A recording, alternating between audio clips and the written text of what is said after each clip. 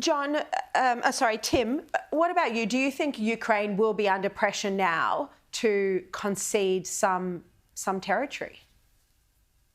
Yes, though I think the wider historical precedent now is starting to favour the European solution, which is obviously more American hard power at their disposal and on the ground. There's a very unfortunate historical analogy, and Trump may not live this history, but the giving up of the Sudetenland by the British in 1938 was to Hitler. The selling out of Czechoslovakia is a very unfortunate analogy, but it's one that's very, very apposite to the situation we currently find ourselves in. You've got Trump playing the Chamberlain figure, saying, if they could just give up this piece of land, we will have peace in our time. Now, I don't think Trump lives the history of the Second World War, but I imagine some of his advisors, who are canny students of history, and a lot of the Europeans are relying on this, or if the advisors are against this more hardline approach, they are concerned that he will try and buck the history of Munich. What do you think about this, John? And also, do you think there is this concern that Russia could just be biding its time, restock its weapons and launch an attack again? Yeah, to put it very simply, and I do agree with Tim, it requires American hard power. It requires the threat of the use of American hard power for there to be a deal. If that threat is taken off the table by Trump, and he hasn't taken it off the table, but if he does, then fundamentally Putin's position hasn't really changed. I mean, he can keep grinding out this war probably longer than Ukrainians can. So if American hard power isn't on the table, I don't think there will be a breakthrough.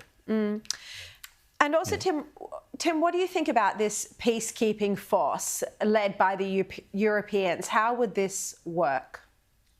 Well, it doesn't have a long and glorious history. If you'll remember the breakup of Yugoslavia, that required American first willpower and then air power, the willingness to deploy troops on the ground, while Europeans at best picked up the pieces. Peace in Europe since the Second World War has required the application of the projection of American military power across the Atlantic. It's difficult to see how this situation is fundamentally different to the one that have obtained before.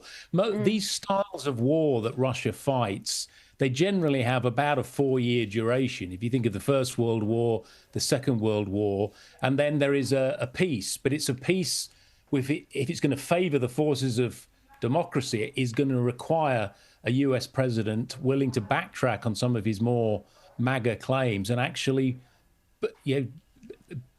deploy some troops, either minimally as some sort of tripwire, or to have the implicit threat, a military threat, to Putin if Putin violates the terms of the agreement. So, yes, John is right. There is no peace. There is no democracy.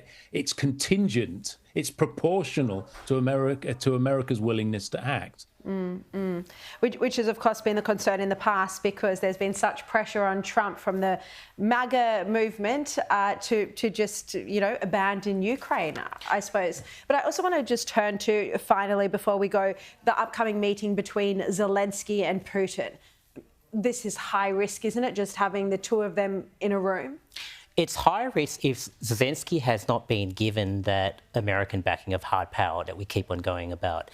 If Zelensky goes in there cold, it could end quite badly for him. But I can only imagine that Zelensky is a smart guy. He wouldn't go into this meeting if he didn't at least have the verbal assurances by Trump and the Europeans that Western hard power is behind his negotiating position. All right. John Lee, Tim Lynch, thank you both so much for your insights. Really appreciate it.